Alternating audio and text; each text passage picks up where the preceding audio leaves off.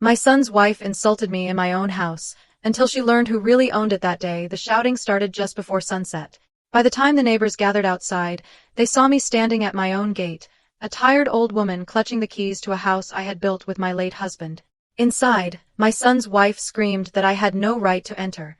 She stood tall in her fine lace and golden earrings, her voice sharp enough to cut through the wind. "Leave before I call the police," she said. And for the first time in my life, I felt like a stranger in my own home. The neighbors whispered. My heart trembled, not from fear, but from disbelief. The very roof that sheltered her children was the one I had paid for with sweat, prayers, and sacrifice. So when the police arrived, I didn't argue. I simply smiled, reached into my wrapper, and pulled out the old envelope that held the truth. Because some lessons in this world are not taught with words. They are revealed by ownership, memory, and karma. No one knew that evening. The storm had only begun. In the heart of Abaddon, where red earth met the breath of the morning sun, stood a modest but proud compound, the Adewale house. Its walls were painted cream, its roof still strong despite the years, and the mango tree in front had seen more laughter and sorrow than most people could count. That was my husband's dream, to leave behind something solid. When we built that house, I sold my jewelry, worked double shifts at the market, and carried bricks beside the laborers just to see it rise. We didn't have much, but we had each other, and the promise that our son, Tund, would one day call it home. After my husband's passing, I stayed alone in that compound. I watered the plants he once tended, and I swept the veranda each morning, whispering prayers that my son would never forget where he came from. But the city changes people. When Tund returned from Lagos with his new wife, Adaora, I saw the distance in his eyes, the kind that money and pride build slowly, like walls. At first, I welcomed her. She was beautiful, polished, and carried herself like one born for comfort. Her perfume filled the house before she spoke a word. But I also saw the way she looked around, at the clay pots, the woven mats, the simple curtains, and I knew. She thought the place was beneath her. Still, I swallowed my pride. Home is not where you boast, my mother used to say, it is where your soul rests. They stayed for some months while Tund was still building his own house. I cooked, cleaned, and even gave them the master bedroom where my husband and I once slept. But slowly, Adaora began to rule the space as if I were the guest. One morning, I found my cooking pot outside, replaced with her silver one. The next week, my chair in the living room disappeared. When I asked, she smiled and said, "Mama, we're redecorating, you'll get used to it." I tried to keep peace for Tund's sake. He barely noticed the tension. Work kept him away most days. But in the evenings, when he returned, she would whisper things I couldn't hear. Soon, his laughter faded. His words to me became shorter. Then one afternoon, Adaora told me in front of a visiting friend, "Mama, you shouldn't go into the master bedroom without knocking. This isn't your house anymore." I stood there, speechless. My tongue froze, but my heart burned like hot pepper. Not my house. That night, I sat on the veranda alone. The moonlight touched the mango leaves, and I heard my husband's voice in the wind, saying, "Adewale does not die poor. What you built with your hands will never leave you." The next morning, I went to my trunk, opened the old brown envelope he left me, and held the house papers in my trembling hands. Ownership. Memory. Proof. But I didn't show it. Not yet. I waited. Because sometimes, truth needs to fall like rain, at the moment it hurts the most. The days that followed were heavy with silence. In the mornings, Adaora would pass me by without greeting. She walked around as if the floorboards obeyed only her steps. I kept myself busy, washing, sweeping, humming old Yoruba hymns, pretending not to notice. But silence has a way of speaking louder than words. Then one day, I overheard her on the phone, her laughter sharp as a blade. "Yes, it's our house," she said proudly. "Tund's father left it for him. We're even thinking of selling it and buying something modern in Lekki." My chest tightened. Sell it. The thought alone made my hands tremble. That house carried my husband's breath, his sweat, his prayers. How could she speak of selling it like a handbag? That evening I told Tund quietly at dinner, "My son, no one must sell this house. It belongs to the family. It is your father's legacy." He didn't even look up from his food. "Mama, please don't start." Adaora smiled across the table and added softly, "We're only thinking of what's best for the family." But I saw the smirk hiding behind her words. I saw it clearly. Over the next few weeks, Adaurora's behavior grew bolder. She began locking the kitchen, saying she didn't like the old woman's smell on her spices. She changed the curtains, sold my husband's radio, and when visitors came, she told them she was the lady of the house. Still, I held my tongue. In our culture, when the elders speak too early, the young call it noise. So I waited and watched. One hot afternoon, I returned from the market with vegetables and yam. The compound gate was locked. I called out, but Adaurora's voice came sharp from inside. Go back where you came from, Mama. We need privacy today. At first, I thought it was a joke. But when I tried to open the smaller gate, I realized she had changed the padlock. Open this gate, I shouted. This is my house. Her laughter echoed from the veranda. Your house? You mean our house? Or have you forgotten whose name is on the documents? I stood there, sweating under the sun, holding my market bag. The neighbors began to gather, women from next door, children peeking through the fence. Shame rose in my throat like smoke. Finally, she opened the gate halfway and pointed toward the street. Mama, please, we are tired of your interference. If you want to visit, call first. Don't just appear. This is not your village. Her friends snickered behind her. I looked at her one last time and said quietly, Adauora, pride is like fire. It burns faster than it warms. She laughed. Then maybe it's time the fire finished burning. And with that, she slammed the gate shut. When Tund came home that night, I expected him to correct her. Instead, he sighed and said, Mama, please stop fighting with Adauora. She's my wife. I can't be in the middle of this. In the middle? I asked, my voice trembling. You were never in the middle, my son. You came from me. Everything you have began in this very house. But he turned away. That night, I couldn't sleep. I sat on my mat, the house papers beside me, and prayed to my husband's spirit. Give me strength, Balagan. Let truth reveal itself before shame destroys our name. 2 weeks later, Adauora threw a small party for her friends. Loud music, fancy dresses, and laughter that filled every corner. When I tried to pass through the living room to my room, she stopped me. Mama, please, we're having guests. Can you stay in the backyard for now? The guests laughed, not hiding it. I froze. My hands shook. But I said nothing. After all, a lion does not roar before hunting. Later that evening, I went to the backyard and found the laundry line torn down, my clothes scattered on the ground. When I confronted her, she shouted, Stop acting like this is your property. You live here because we allow it. Before I could answer, she picked up her phone. If you don't leave now, I'll call the police. You're harassing me. I stared at her, stunned. The neighbors began to gather again, their whispers blending with the evening breeze. Call them, I said finally, my voice calm. Call them my daughter. And she did. When the police arrived, Adauora rushed to them, tears in her eyes. Officers, please. This old woman won't stop harassing me. She barges into my home and refuses to leave. The younger officer turned to me. Madam, is this your house? I looked at him for a moment, then reached into my wrapper, the same one my husband bought for me before he died, and pulled out the brown envelope. Yes, I said quietly. It is. I handed the papers to him. The officers read, their eyes widening as they saw the name printed on the title deed, Mrs. Abike Adewale, sole owner of the property. The crowd that had gathered fell silent. Adauora's face turned pale. She stammered, Tund said, he said it was. But I didn't speak. I only turned to her and said softly, You called the police to chase me from my own home.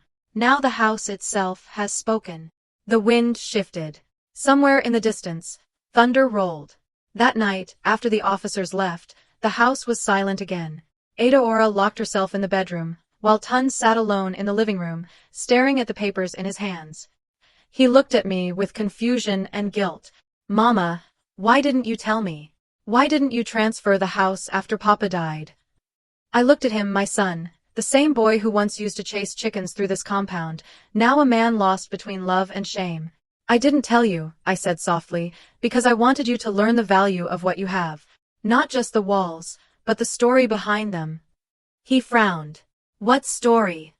I sat beside him and touched the house plan framed on the wall. my husband's handwriting still clear after all these years. Your father and I built this house with pain, my son. We had nothing, not even land. For 5 years, I sold Acura by the roadside to pay the workers. When the roof went up, your father said, "A bike, this house will teach our children 2 things, humility and honor." I paused, my eyes burning. Before he died, he made me promise one thing, never to hand over this house until I saw the heart of the person who would inherit it. Tund lowered his head. "And now you've seen it." "Yes," I said quietly. "And I wish I hadn't." The room went still. Only the sound of the old wall clock filled the air. Then Adaora stepped out slowly, her face pale, her pride gone. She held the police report, folded tightly in her hands. "Mama," she began, her voice shaking. "I didn't know. I thought this was Tund's inheritance." I looked at her, not with anger, but with the tired eyes of a mother who has seen too much. "You thought wrong, my daughter. But now you will learn that a home is not built with titles or money, it is built with respect." Her tears fell quietly. "Mama, I am sorry," she whispered. For a long moment, none of us spoke. The thunder outside had softened to rain, washing the compound clean. I walked to the doorway and watched the drops slide off the roof. "Your father used to say," I murmured, "rain does not fall on one roof alone, it falls on all. Maybe this storm will teach us all something." Adaora came forward and knelt, her voice breaking. "I don't deserve your forgiveness." I sighed, placing my hand gently on her head. In this world, forgiveness is not about who deserves it is about who needs peace. Behind us, Tund wept quietly. In that small living room, surrounded by old walls and new regrets, a different kind of ownership began, not of property, but of hearts. The next morning, the compound was alive with whispers. Word had already spread across the neighborhood. Mama Abike's daughter-in-law called police on her. By noon, curious neighbors gathered by the mango tree outside my gate. Even Pastor Samuel came, holding his Bible as though it could shield him from the drama. Inside the house, I sat calmly on the wooden chair my husband carved years ago. Before me stood Tund and Adaora, their faces drawn, silent, waiting for judgment. When the clock struck noon, I rose slowly. The room fell quiet. Even the wind outside seemed to pause. "My children," I began, "this house has seen birth, laughter, and death. But never before has it seen such shame. You called the police on your own mother." Adaora bowed her head. "Mama, I am sorry," she said softly, her voice trembling. I nodded but did not reply. Instead, I turned to the people gathered at the doorway. "You all know this house," I said. "It was the dream of my husband, Chief Adewale. We built it with sweat, not silver. Every wall has a story, a scar." The elders murmured their agreement. I reached for the old brown envelope on the table and held it up. "Inside this paper is the name of who owns this land. But before I open it, let me tell you something."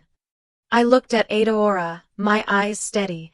When a woman marries into a home, she becomes part of its story. She does not rewrite it, she adds to it.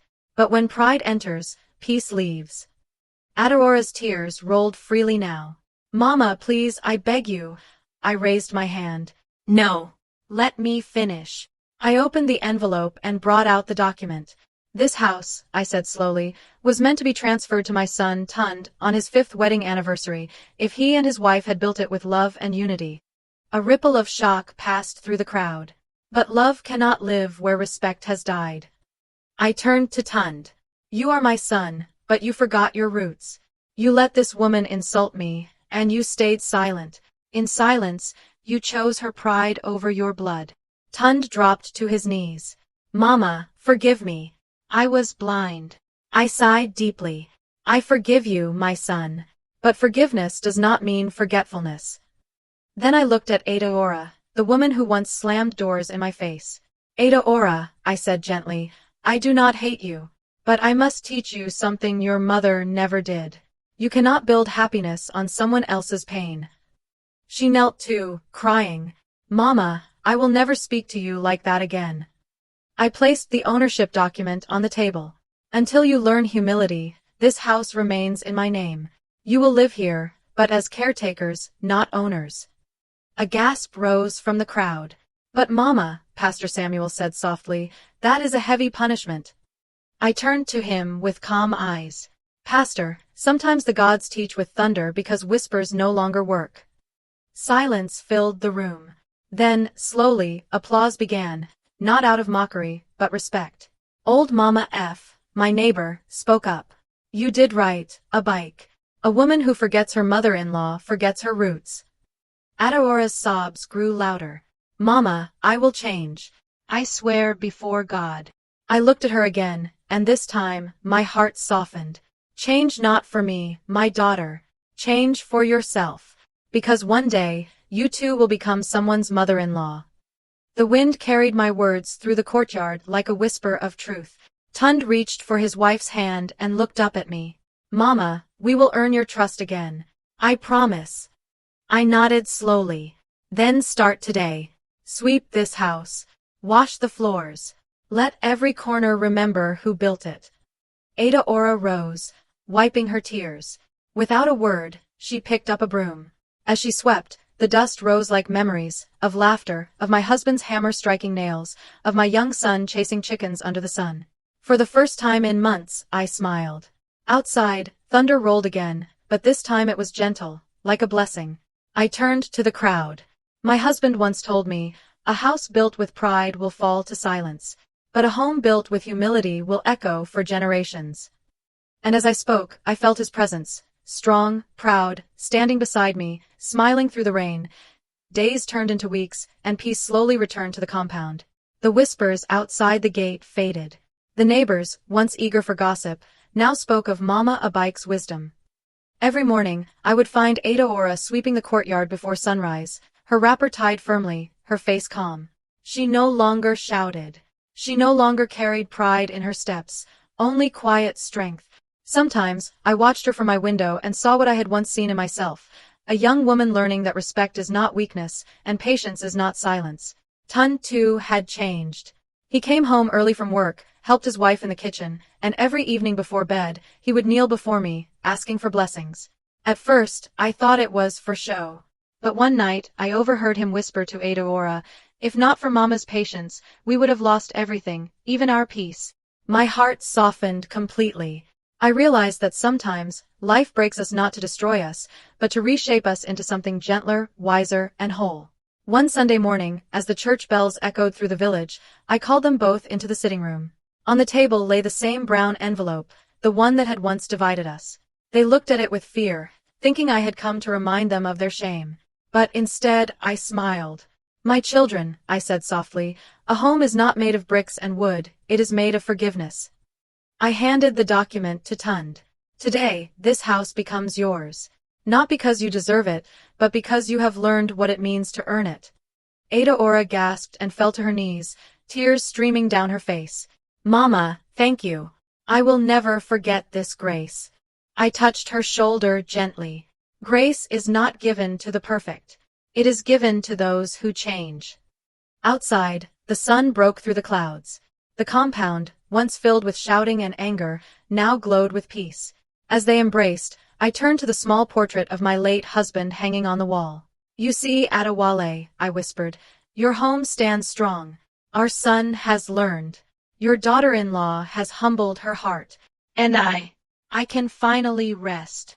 The wind rustled the curtains softly, like a blessing from beyond. I and Mama's tales. We learned that a house built with pride will crumble in silence, but a home built with respect will stand for generations. Life will always test us, not to punish, but to teach. Sometimes, the lesson comes through shame. Sometimes, through forgiveness. But always, it comes to remind us that wisdom lives in patience, and peace is the true inheritance of the humble. Until next time, remember this African saying, the child who kneels before the elders will rise taller than the palm tree. If this story touched your heart, like, share, and subscribe, because in every home, there's a tale that still needs to be told.